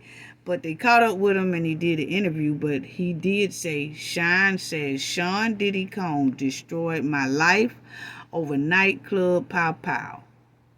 Okay? And he said that, so that shows right there that now he is admitting that he never did pow in that club. And he didn't hit that lady with a pow. It was Diddy. Okay? But Shine took the rap. And then when they asked Shine just a couple of days ago, how did he feel about Diddy being arrested and he's in jail, Shine said, well, he destroyed my life over a nightclub pow. So that was that on that. And then you will see he's in Brazil now. But then you know that Biggie was around. Everybody seemed like around Diddy is just a tragedy or something bad. And you'll see that he took Biggie to LA. Why? He knew that LA was upset about Tupac's demise. And they was blaming it on Diddy and Biggie then. So why would you take your artist back to the same place that everybody is already looking for y'all or don't like y'all? But he did, and then Biggie passed, okay? And so then you had Black Rob, another one of Diddy artists, that he asked for help when he got sick. Diddy didn't help that man. Left him out there on a string, and the man passed away 2021. You'll see right there say Black Rob, his artist, who real name is Rob Ross, passed in 2021 at the age 52 from cardiac arrest in Atlanta, and after being homeless and suffering several strokes. So you see, these hard things happen around Diddy's folks all the time. Why is that? And then you'll see this is another one of his friends that he hung with Diddy. He got pow, okay? He got pow, called him Anthony Wolf Jones, and he was pow in 2003, and he passed away, okay? Then Al B. Sure, he went into a coma, okay? Al B. Sure, he speculates it's Diddy, so it's something else. Al B. Sure used to be married to Kim Porter, who Diddy has his kids by. Al B. Sure used to be married to Kim Porter, and then they had Quincy together, okay? But Diddy basically raised him. So he acts more like Diddy's his dad than Al B. Sure, who is really his dad. Okay? So, as you see there, it says Al B. Sure had suddenly had heart failure, basically. Okay? But he got a liver transplant and he fully recovered. But right today, he kind of suspects on Diddy. Then you have Heavy D. Heavy D. He all of a sudden passes out and, said something about he had a blood clot in his leg or whatever, but he just fell out of nowhere, okay? And he passed away at 44 years old at his Beverly Hills homes. Then you have Andre Harrell. This man here is the one who hired Diddy as an intern. Diddy started off as an intern.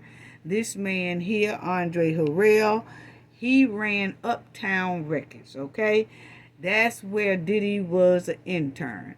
Him and Diddy got into an argument, or Diddy was trying to take over Uptown Records, and he had to then fire Diddy.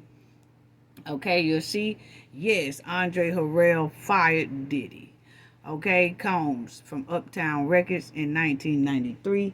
You see, he fired him. And then later on, Harrell, in 2020, he passed at age 59. His ex-wife said that he died of what? Heart failure.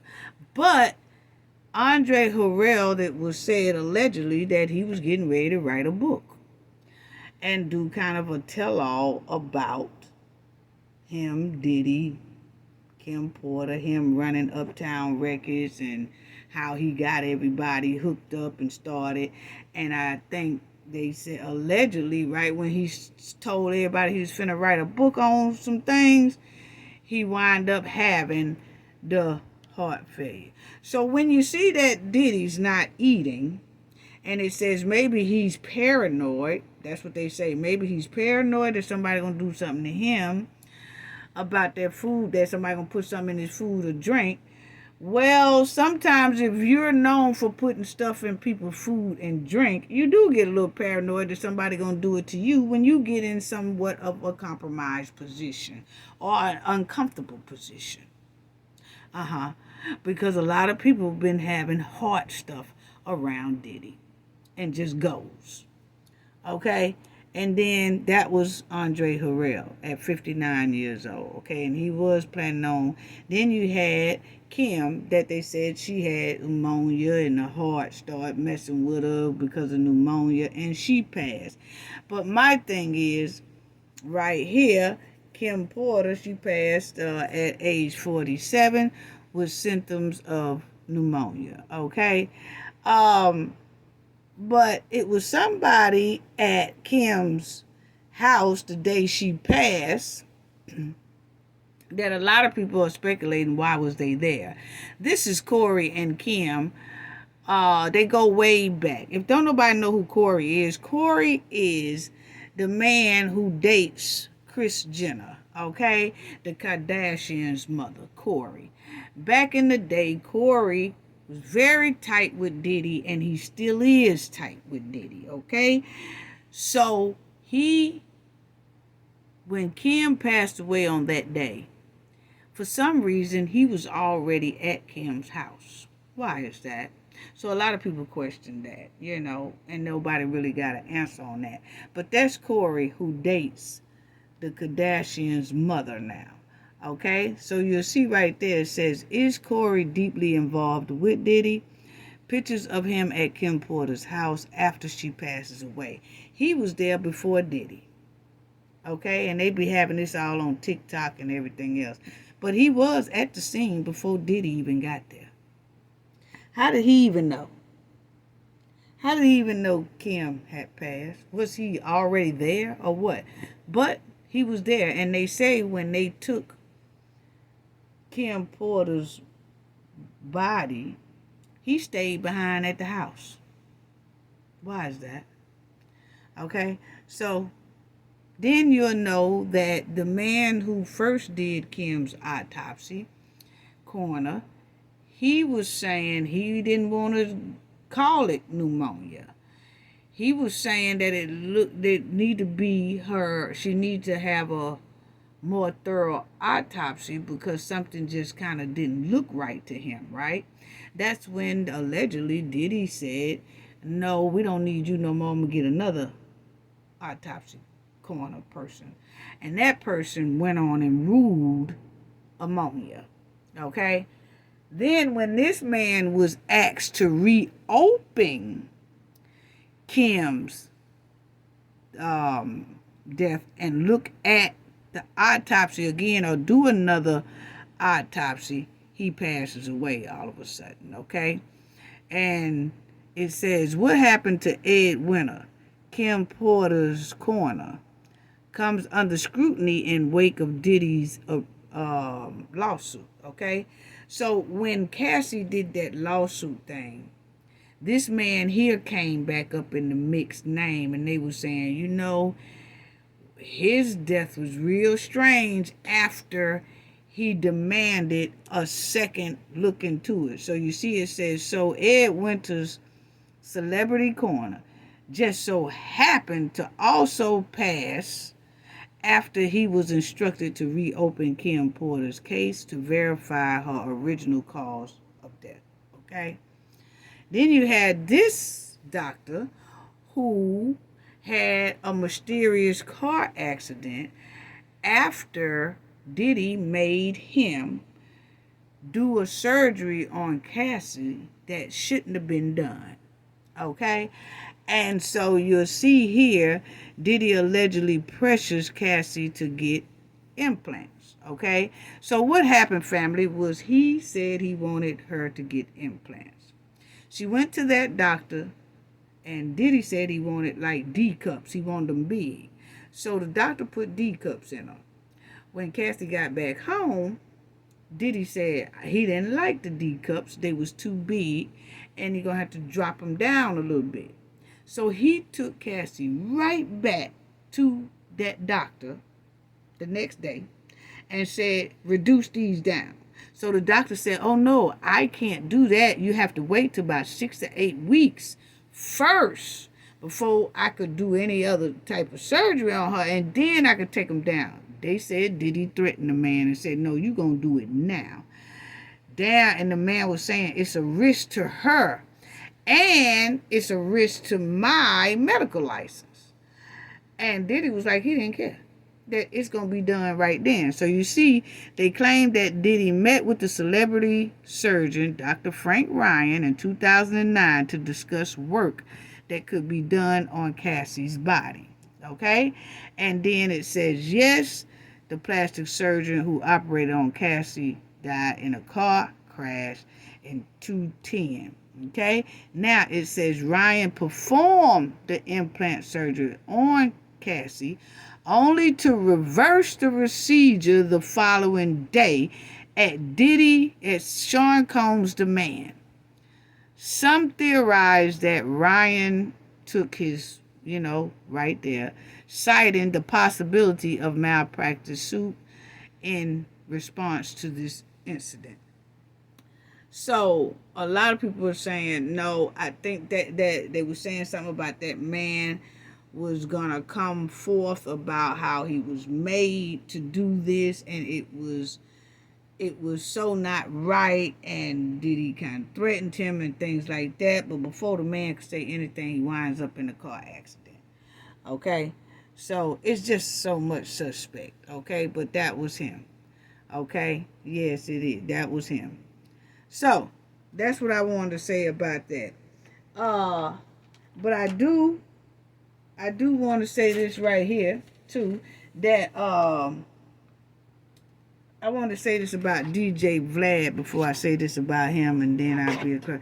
But DJ Vlad had an interview with Diddy's head of security, Roger Bond, and let me show y'all. He told Roger Bond, Diddy's head of security, used to be head of the security, but Vlad did an interview with this man. And around the 2 hour and 5 mark, Vlad asked the man, Mr. Roger Bonds, he said, if the feds ask you to testify against Diddy, and they give you a subpoena to testify against Diddy, will you? He said, yes, I will. He said, because furthermore, I don't want to go to jail. Well, Vlad then tells Mr. Rogers, oh, if they subpoena you and you don't go to jail, you can ignore the subpoena.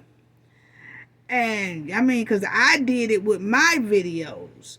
You won't go to jail. He said, when the feds asked for my videos for Keefe D, I didn't turn them over. No, you probably didn't turn them over, but they got them anyway. Then he said, when I remember when WAC 100 was trying to get Keefe D out, and the courtroom played the interview WAC 100 did with Vlad to show that WAC 100 was only trying to get Keefe D out to make money, and Keefe D can't make money off of Tupac's death, so they declined his bond. But the point is, they used Vlad video in that. But Vlad gonna tell the Roger Bonds that if the feds subpoena you, you don't have to cooperate and go up there. It's the interview that Vlad did is called it's something about Diddy's former security, Roger Bond. And you, right at the 2 hour and 5 minute mark, you will hear him tell this man that even though the FBI subpoena you, you ain't got to show up, because the dude was saying you'll go to jail. He was like, you won't go to jail if they subpoena you and you don't cooperate. You won't go to jail. See, this is what I'm talking about people lying to people, okay? This is what I'm talking about, because I know New York City well. Because when he said it, I said, and this goddamn man, I sat up there and told this Roger Bond, he done told our brother that if he gets subpoenaed, he won't go to jail if he don't show up. I don't know. I think Vlad is in L.A. or Los Angeles, wherever he at. We don't know how y'all do it there. But in New York City, you better not let them give you a subpoena and you don't show up. You going to jail. You going to jail. Now that I do know. But he said right up there and told that man, nah, if they get, he said, yeah, if they give me a subpoena, I'm going to go because I don't want to go to jail. Oh, no, you ain't gonna go to jail off no subpoena. Like if they serve you a subpoena, you ain't got to go. You ain't got to go, and they can't jail you. What that say right there, family? See, that's why I always tell the knowledge family to do their own research, and I hope that man Roger Bonds do his own research too, and not listen to that man, because I don't know, that was red flags all over. That was red flags all over for him to tell that man something like that. And I'm trying to figure out, why did Vlad even ask that brother that question? Why did he lie to this brother about the subpoena rules for New York City? Subpoenas don't work the same in every state. One state I do know about is New York City. So if Roger Bond get a subpoena, he better not ignore it like Vlad talking about. And he said it at first. The guy said, no, yeah, if they give me a subpoena, I'm going because I don't want to go to jail. Oh, no, you won't go to jail. What that say, family? Yes, you can go to jail for ignoring a subpoena in New York. Okay?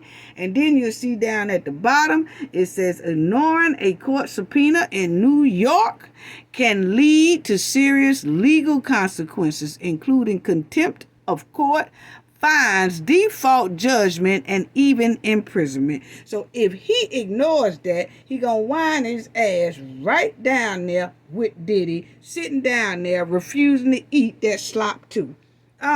So you better not listen to damn Vlad. I don't even see why people sit down with Vlad anyway, because that right there was a clear red flag that he don't care about no brother being thrown up under the jail cell. Because he said it just as clean out his mouth. And I wanted to just say that right quick. And Quavo done messed around there, and he done slapped somebody, and that slap cost him almost $700,000. See, that's why you need to keep your hands to yourself. And you can't be going around just slapping everybody. No, you can't go around just slapping everybody, homeboy. No, you can't. And so, as y'all see right there, it says a jury ordered rapper Quavo to pay a former Los Angeles Strip hotel employee nearly $700,000 after he slapped him in 2018. So they just went to court for that, and the jury said that Quavo have to fork up $682,000 to Henry in a compensatory and punitive damage following the midweek trial. So they had a midweek trial like last week. So evidently Quavo must have been trying to push this back, and then finally it couldn't be pushed back no more, whatever. And because he slapped this guy in 2018, and they just went to court for it, and Quavo have to fork up $682,000. So see, a slap can cost you just that much. And he lucky it didn't cost him more than that, like if the guy wasn't hurt as bad, but he lucky that's all it was. Now, with Shanquilla Robertson, y'all know that it ain't got but one more month left, okay? Actually, 4 weeks left. And if they don't do nothing, bring out a silver suit, then that's just a wrap. You know what I'm saying? And maybe her family did settle something behind the scenes, but we cannot make her family tell us anything. If they decide to keep it secret, they decide to keep it secret, you know. But I just wanted to say this because a lot of people said, well, maybe her family had used all their money paying for the lawyers or whatever. No, we done talked about that before, because you know Ben Crump was a part of her case, and Suzanne Roberts works up under Ben Crump's law firm the last time we checked, you know, and it clearly says right here, no fees until we win. The only thing they had to really basically pay for the Suzanne Roberts is her trip to Mexico when she went there to do a fact-finding mission, and ain't got no type of justice yet. Ain't filed nothing for the fact-finding mission. Not that we saw. And like I said, maybe they did it under the table, under the cover, but we will know about another 4 weeks when October the 29th come. We will know, if we don't hear anything, that family is satisfied and it's something that they did behind the scenes that's justice, and I hear people say, we want justice for Shanquilla. We still want justice for Shanquilla. Yes, we do. But her family is the boss. Ain't none of us over her family. Don't none of us have that power to push beyond the family. If the family do not do nothing, October the 29th, that is the deadline of a wrongful death suit. If they don't do nothing, have to respect that. Have to respect that. And they most likely have gotten something done and agreed with on the side that they did not want to do inside of a courtroom, because if they did it inside of a courtroom, it would be a paper trail of it. And they didn't want that, so they most likely settled outside between them where there's no paper trail. They are just satisfied, and that's just a wrap. Okay? So, and then the only thing people can do then is just wait and see if years down the line, one of the Cowboy Six mess around and do something that they have to confess to what they did, and then they can get in trouble for that because there's no statute of limitation on deletion. But other than that, it's over with. Okay? It really is. And her family, that's her family. Her family make that call. It's nothing nobody can really do about it. We did our part. We got justice for Shanquilla. It's like I said, it's a lot of new people in there that comes in and say justice for Shanquilla every once in a while.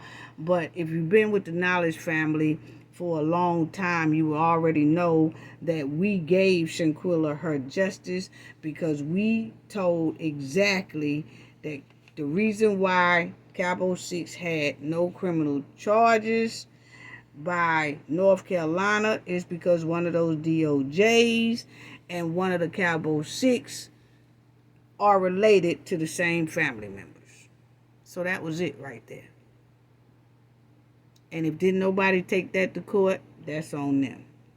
But that was Shanquilla's justice right there. We did it. We worked hard.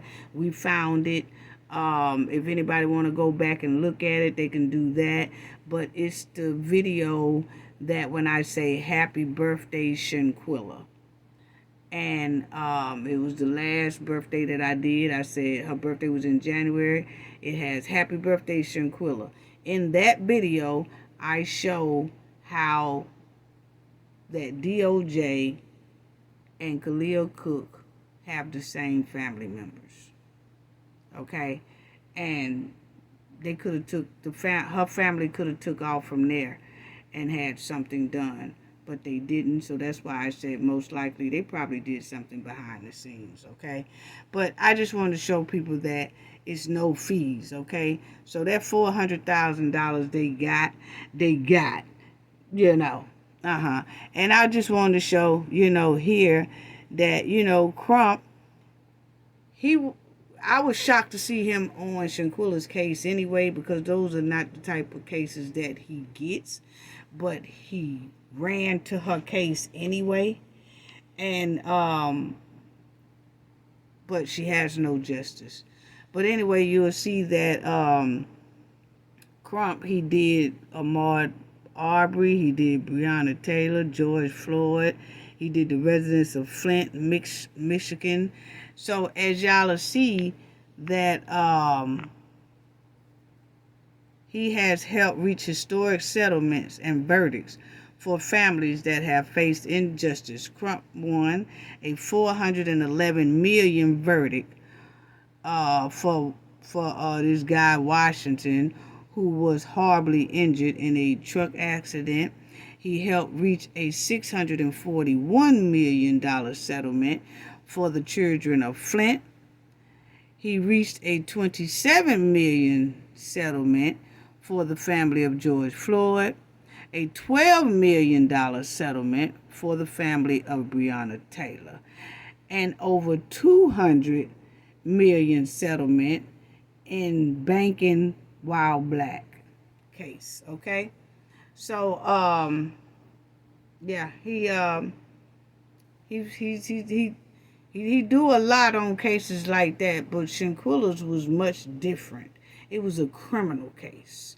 You know, it was a criminal case involving not a city that you could sue or something like that. It was individuals.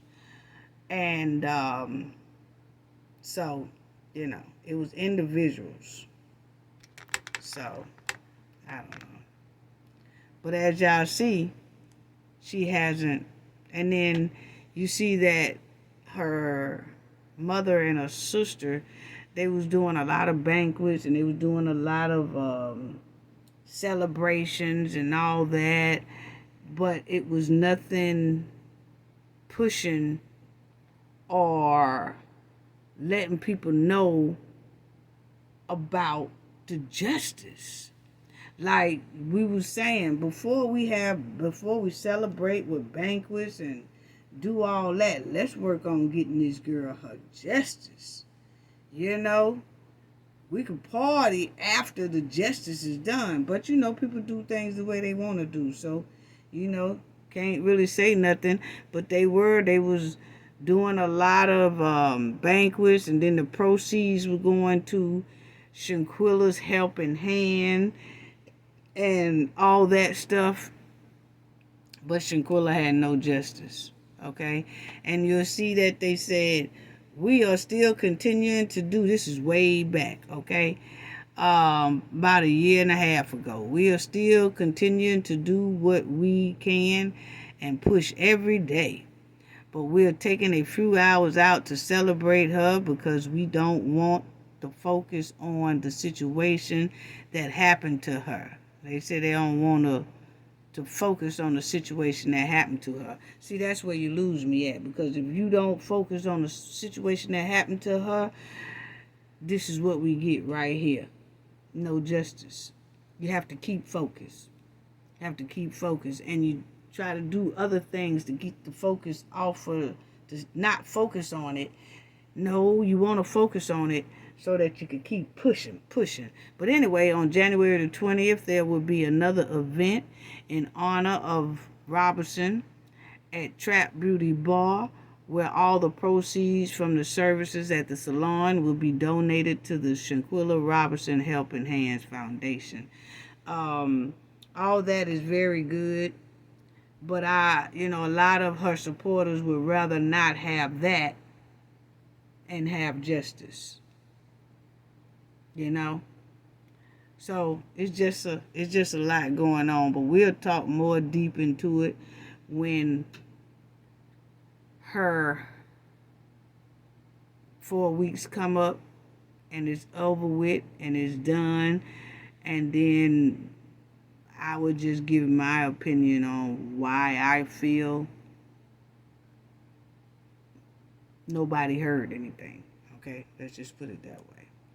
Then you'll see here, it says the family lawyer said in 2023, almost a year ago, family lawyer for Shanquilla Robinson said that she'll bring wrongful death lawsuits and is fighting the FBI.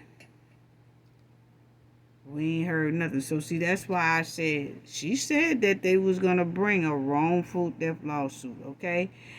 That right there ends October 29th, 2024, which is 4 weeks away. That will end. Won't be able to file that then. So that's why I said most likely if we don't hear nothing, they did do something. It was just settled outside of court. And they do not owe anybody any explanation on how they did it, when they did it, and what happened. None of that. They just stay quiet. You know? And that's understandable too in some ways, because when they had Shanquilla case in the public, it was a lot of people twisting and turning and twisting the narrative and messing it all up, and it was just the girl case was harder and harder and harder because there was so many people twisting the narrative and trying to give Cowboy 6 some type of scapegoat out of being held accountable. And then, it was just so much mess until then you can understand the family say, you know what? Let's just stay quiet. Whatever we do from here, the public don't need to know, because a lot of them are just stinking up the joint. Okay? But then again, you got a lot of supporters out here that's saying the mother and the sister is stinking up the joint because they haven't told us if Shanquilla got justice or not, or if they got a settlement or not, or what did they do with Cowboy 6 or what. Did they not do a wrongful death suit and settled on the side? They haven't said anything either, at all. They haven't said anything. So, we'll see. But I will give my opinion when them 4 weeks come. October 29th come. I'm going to wait. I'm not going to do a video on Shanquilla directly on October the 29th. Because I do believe in, if they did something, it'll take about 2-3 days before the news hit, and then the news will hit out. That's if they do something in the courts, it'll take about 2-3 days to hit public and for people to look 2 or 3 days out. So I'm going to give it a while, give it to November, a little bit of first, second week of November. Then I don't hear anything, then it ain't happening. Okay? So that's all I wanted to say about that. Dejanay is still wanted over there in Mexico, but she's not going to go back over there to Mexico. She already know the deal. She already know the scoop. But these 6 need to go to jail. It was terrible what they did to Shanquilla down there in Cabo, and then ran back to the United States and called themselves home free. And then went back home to North Carolina, and the DOJ ruled no criminal charges. And then we find out one of the DOJs have the same or related to relatives that's related to Khalil Cook. That was ball game right there. So, once again, rest in peace to Shanquilla. We have stuck with her, been by her, gave her justice. Her justice is right there. The relations to the DOJ. Family members. His family members and the DOJ family members are related to both of them. Okay? So, that was her justice. So, hey, we did what we did. We could pat ourselves on the back. We don't feel bad at all, okay? Me and my team, we don't feel, people say justice for Shanquilla. We don't even say that anymore because we already gave Shanquilla her justice. Rather, they did something with the justice or not, we know that she basically can rest peacefully because we now know where her roadblock came in to stop her justice. But we are not authorized to do that. It's her family. But Cowboy 6, they not, I know that they have all kind of bad luck in their life. It's something after another, after another, after another. We can't see it, but it's no way they just living it up peacefully and they don't see a Shanquilla ghost. Oh yeah, she there. So that's all I have to say about that. Gain knowledge to prevent blockage. And we all know what that means. The more you know, the harder it is for anybody. Oh, ho. Let me, I'm sorry. I want to give a shout out to, I want to give a shout out to Cooking with Frank. Cooking with Frank, he gave a donation to the channel in our last video. Thank you so much, Cooking with Frank. Y'all check his channel out. It's awesome. He be having me cracking up about Tiffany, and he does a lot of other little topics too that he'll touch on. But you talking about funny, he is real funny. So thanks again, Cooking with Frank. We sending you love. Appreciate it. Appreciate it. And Donna Penton, thank you so much for your donation. We sending loves and hugs to both of you, Cooking with Frank and Donna Penston. Thank y'all for the donations in the last video. It's greatly appreciated. Your generosity is greatly appreciated. Thank you so much. And I want to give a shout out to Miss Mary. Y'all remember Miss Mary? I used to tell y'all Miss Mary would just send email messages and send messages and send messages. Miss Mary is something else. She still be doing it. I just want to send her a shout out because, boy, Miss Mary don't be playing. She's in Cali. She's cool, though. And I tell you, she is a handful. So I want to say shout out to Miss Mary, too. She is so dedicated for, I know, 2 years straight, Miss Mary is going to send the Knowledge family a message in the email or something, but she be hardcore, so I can't be putting those emails up there and voicemails, but Miss Mary she is something else. So we love Miss Mary, sending love and hugs to Miss Mary. And that's all I got to say about that. Now, gain knowledge to prevent blockage. And we all know what that means. The more you know, the harder it is for anybody to block y'all from your goals and success. Bye-bye.